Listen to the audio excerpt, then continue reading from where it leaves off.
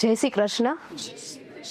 કૃષ્ણાય વાસુદેવાય હરયે પરમાત્મને પ્રણત ક્લેશનાશાય ગોવિંદાય નમો નમઃ. આજનો મારો વિષય છે કૃષ્ણ સાથેનો સંબંધ. જીવનમાં દરેક સંબંધ એ કોઈને કોઈ કારણથી જ આવે છે. કોઈ સંબંધ આપણને ખુશી આપે, કોઈ દુઃખ. પણ આજે આપણે વાત કરવા જઈ રહ્યા છીએ એક એવા સંબંધની જેમાં સીન નથી આવતું પણ ફીલ થાય છે, અને એ સંબંધ છે રિલેશનશિપ વિથ કૃષ્ણ. આપણે બધાએ ક્યારેક ને ક્યારેક તો કોઈ પ્રેમ કર્યો જ છે, ક્યારેક કોઈના સપનાઓ સાથે, ક્યારેક કોઈ વ્યક્તિ સાથે. પણ કોઈ વિચાર્યું છે કે આપણે કૃષ્ણ સાથે પણ પ્રેમ કરી શકીએ છીએ? બધા લોકો કહે અરે કૃષ્ણ તો ભગવાન છે. ના, પણ હું કહું કે કૃષ્ણ આપણા જીવનના બેસ્ટ ફ્રેન્ડ છે. એક એવો ફ્રેન્ડ જે તમને સમજે, તમારા બધા રહસ્યો જાણે, છતાં તમને ક્યારેય જજ ન કરે. અને આજે હું કોઈ આ સંબંધ દ્વારા પ્રેમ કથા નથી કહેતી, પણ આ એક એવો સંબંધ છે જે દિલને શાંત પણ કરે છે અને આત્માને જાગૃત પણ. કૃષ્ણ સાથે રિલેશનશિપ એટલે શું? એનો અર્થ એવો નથી કે દરરોજ મંદિરે જવું પડે, ફૂલ ચડાવવા પડે, પણ એનો અર્થ એવો છે કે દરેક આપણી જીવનની કોઈ પણ પરિસ્થિતિ હોય, ખુશીની પરિસ્થિતિ હોય કે દુઃખની પરિસ્થિતિ, એમાં માનવું કે કૃષ્ણ મારી સાથે જ છે.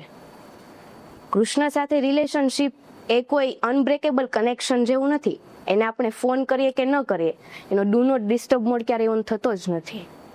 શું રિલેશનશિપ એ માત્ર ફેમિલીઝ, ફ્રેન્ડ્સ કે લવર્સ વચ્ચે જ હોય? ના, રિલેશનશિપ એટલે ટ્રસ્ટ, બોન્ડ, કનેક્શન. અને આજે હું કહું છું કે કૃષ્ણ સાથે પણ રિલેશનશિપ બનાવી શકો છો. અત્યારના સમયમાં બધા સંબંધો એ ગીવ અને ટેક પર ચાલે. મિત્ર તમને ફોન કરે તો જ આપણે તેને ફોન કરીએ, કોઈ પ્રેમી ફોન કરે તો જ આપણે એને મિસ યુ કહીએ. પણ આ એક એવો સંબંધ છે જ્યાં તમે કહો કે મારે તો નેટવર્ક લો છે, પણ એ કૃષ્ણ કહે છે તું ફોન તો કર, હું તો ફૂલ ટાવર પર છું. દિલથી જોડાયેલો સંબંધ હોય તો નેટવર્કની નહીં પણ હૃદયના વાઈફાઈની જરૂર હોય છે. બ્રહ્માંડના પ્રત્યેક તત્વ એ કૃષ્ણ સાથે સીધા સંબંધ ધરાવે છે. જીવ માત્ર જન્મ લે ત્યારથી જ કૃષ્ણ સાથે સંબંધમાં આવે છે.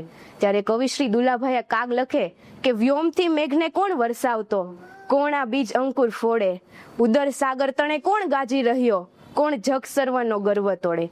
આ બધા તે કર્મ કોણ કરતું હશે, જાણવા તેને જીવ જાગ્યો, જન્મ્યો જગમાં કાગ હું જ્યારથી, ત્યારથી કૃષ્ણ તળો તાર લાગ્યો. કૃષ્ણ રિલેશનશિપના 3 સ્વરૂપો છે. એમાં પહેલું છે મિત્ર તરીકે. બધા લોકો કહે છે કે મિત્ર એવો હોવો જોઈએ જે હંમેશા આપણને સાથ આપે, પણ હું સાચું કહું તો એવું મિત્ર એકમાત્ર કૃષ્ણ જ છે, જેને આપણે વોટ્સએપ પર મેસેજ કરીએ ને તો એ રિપ્લાય આપે કે હું તારી સાથે જ છું, ને બ્લુ ટિક પણ સીધું હાર્ટ સુધી પહોંચે છે. સુદામાએ તો થોડી ઘણી અનાજની પોટલીઓ જ આપી હતી, પણ કૃષ્ણએ તો પોતાનો આખો રાજમહેલ આપી લીધો. આવી ફ્રેન્ડશિપ આજકાલ ક્યાં જોવા મળે છે? અહીંયા તો કેફેના બિલને પણ અડધા કરવામાં આવે છે. કૃષ્ણ સાથે રિલેશનશિપ એમાં મિત્ર તરીકે તો એક એવો મિત્ર છે જે તમારા હૃદયના અને તમારી બધી જ જીવનની મુશ્કેલીઓને સમજે અને ચહેરા પર સ્મિત પણ લાવી છે. જ્યારે દુનિયા છોડે છે ત્યારે એ કહે તું ચિંતા ન કર, હું તારી સાથે જ છું. તો આવો શ્રી કૃષ્ણને ફક્ત ભગવાન તરીકે નહીં પણ આપણા જીવનના બેસ્ટ ફ્રેન્ડ તરીકે સ્વીકારીએ, જે હંમેશા કહે કે તું ચિંતા ન કર, હું તારી સાથે જ છું, ને જે કદી ડિલીટ નહીં થાય ને હૃદયની કોન્ટેક્ટ લિસ્ટમાં હંમેશા સેફ રહેશે. બીજું છે માર્ગદર્શક તરીકે. મિત્રો આપણને જીવનમાં ઘણા ગાઈડ્સ મળ્યા, કોઈ સ્કૂલમાં, કોઈ કોલેજમાં, ને અત્યારે તો યુટ્યુબ અને ગૂગલ પર પણ એક એવો ગાઈડિંગ સ્ટાર છે જે ક્યારેય આઉટડેટેડ નથી થતો, અને એ છે શ્રી કૃષ્ણ. શ્રી કૃષ્ણે આપણને શીખવ્યું કે જીવનની લડાઈ એ તલવારથી નહીં પણ સમજણથી જીતાય છે.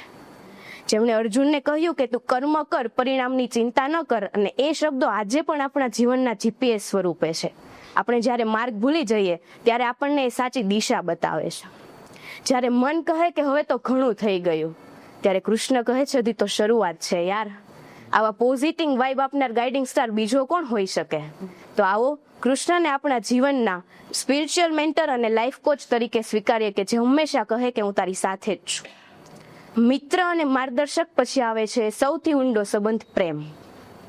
આ કઈ રાધા કૃષ્ણ જેવા રોમેન્ટિક અર્થમાં નહીં, પણ આ એ પ્રેમ છે જ્યાં સંબંધ અને અહંકાર વિસરાઈ જાય છે.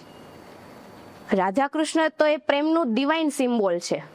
એકવાર રાધાજી કૃષ્ણને પૂછે છે કે તારાથી ભૂલમાંય મારું નામ લેવાઈ જાય કે રાધા રાધા રાધા, અને તારી દ્વારિકાની એકાદ રાણીએ સાંભળી ગઈ હોય ત્યારે પૂછશે કે કોણ છે આ રાધા? ત્યારે આપણા ઈશુદાનભાઈ ગઢવી લખે કે દ્વારિકામાં કોઈ પૂછે કાન કે ઓલી ગોકુળમાં કોણ હતી રાધા, તો શુરે જવાબ દઈશ માતા. તારું તે નામ તને હોઠે નહોતું, તેથી રાધાનું નામ હતું હોઠે. ઠકરાણા પટરાણા કેટલાય હતા, તોય રાધા રમતી તી સાત કોઠે. રાધા વીણ વાસણીના વેણ નહીં વાગે, શીદને સોગંધ એવા ખાધા, તો શુરે જવાબ દઈશ માતા. ત્યારે કૃષ્ણ ભગવાન એક બહુ મસ્ત આન્સર આપે છે કે ગોકુળ વનરાવન મથુરા ને દ્વારિકા.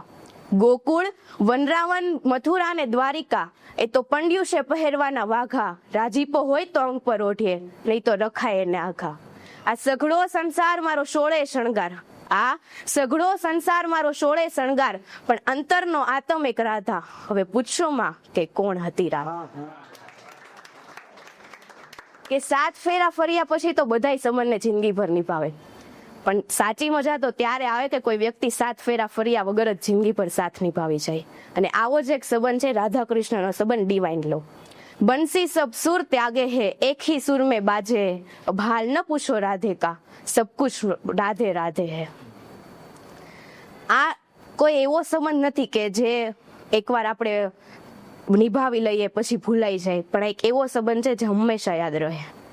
કૃષ્ણ સાથે રિલેશનશિપ એટલે માત્ર એની સાથે એક્સપેક્ટેશન કરવી એવું નથી, પણ કનેક્શન છે. હું તમને અત્યારની એક આધુનિક સ્ટોરી કહું કે એક મીરા નામની યુવતી હતી અને દરરોજ સ્ટ્રેસમાં ઘેરાયેલી રહી. તો એકવાર એ મનમાં ને મનમાં બોલે છે કે કૃષ્ણ મદદ કરને, મને પ્રમોશન નથી મળતું. ત્યારે એના બીજા દિવસે બોસ આવે છે ને કહે છે કે કોંગ્રેચ્યુલેશન્સ, યુ આર પ્રોમોટેડ. તો એ કહે છે wow Krishna, it's a fine work. બીજા દિવસે પાછી મનમાં વિચારે છે કે કૃષ્ણ હવે બોયફ્રેન્ડ પણ જોઈએ છે. તો કૃષ્ણ ભગવાન કહે છે બેટા, હું વિશ ફૂલફિલમેન્ટ સેન્ટર નથી, થોડું કમ ડાઉન કર. કૃષ્ણ સાથે આપણને ઘણા લોકો કહે કે મને કૃષ્ણ દેખાતા જ નથી, પણ હું કહું કે તમે તેને સર્ચ એન્જિનમાં નહીં, તમારા સેલ્ફ એન્જિનમાં શોધો. કારણ કે કૃષ્ણને જોવા માટે આંખની નહીં પણ હૃદયના વાઈફાઈની જરૂર છે. Strong connection required. Krishna relationship એ માત્ર એક્સપેક્ટેશન નહીં પણ કનેક્શનથી ચાલે છે. ઘણા લોકો કહે ને આપણે પણ કહીએ છીએ કે કૃષ્ણને બટર ભાવે, એ માખણ માગે. હા, પણ આ જે બટર નથી માગતો, એ માગે છે બેટર યુ. કૃષ્ણ સાથેનો સંબંધ એ અનબ્રેકેબલ કનેક્શન જેવો છે, જ્યાં હું અને તું વચ્ચે કોઈ ભેદ જ નથી. આપણે એની સાથે સીધા જ કનેક્ટ થઈ જઈએ છીએ. એની પાસે કોઈ માંગણી નથી, એ કઈ વસ્તુ આપણી પાસે માંગતા નથી, પણ આપણે એના પાસે માગીએ છીએ. કૃષ્ણ એ એવો વ્યક્તિત્વ છે કે આપણે કોઈ પણ આમ વ્યક્તિ હોય ને તો આપણા જીવનમાં મુશ્કેલી આવે, તોફાન આવે, તો એ એમ કહે છે કે તું ચિંતા ન કર, હું તારી સાથે જ છું. અને એ આપણી સાથે જ હોય છે, પણ આપણને બચાવવા ક્યારેય નહીં આવે, પણ એ કહે છે કે હું તને પાંખ આપું છું, તું ઉડી જા. કૃષ્ણ રિલેશનશિપ એ ફ્રેન્ડશિપ જેવું છે, જ્યાં સ્ટેટસ અપડેટ નથી થતું પણ હાર્ટ રોજ અપડેટ થાય છે. Relationship with Krishna A WhatsApp chat જેવું નથી કે લાસ્ટ સીન જોવા મળે, પણ એ તો એક મનની ચેટ છે જે ક્યારેય ડિલીટ થતી જ નથી. કૃષ્ણ પાસેથી આપણને શીખવા મળે છે કે એણે પોતાના ફાયદા માટે કોઈ સંબંધ નિભાવ્યા જ નથી, પણ જે કોઈ પણ સંબંધ નિભાવ્યા છે સંપૂર્ણ સહજપણે અને હૃદયના શુદ્ધ ભાવથી નિભાવ્યા છે. કૃષ્ણ સાથે રિલેશનશિપમાં સંપૂર્ણ પારદર્શિતા જોવા મળે છે, જ્યાં તું એ હુંથી તું સુધી પહોંચે છે અને એ જ સફરમાં જીવન પૂર્ણ બને છે. અને તે હું એટલું જ કહીશ કે મારી દરેક મુશ્કેલીની પરિસ્થિતિમાં એ સ્મિત કરતો ચહેરો એ જ મારું કૃષ્ણ કનેક્શન છે. Thank you. જય શ્રી કૃષ્ણ.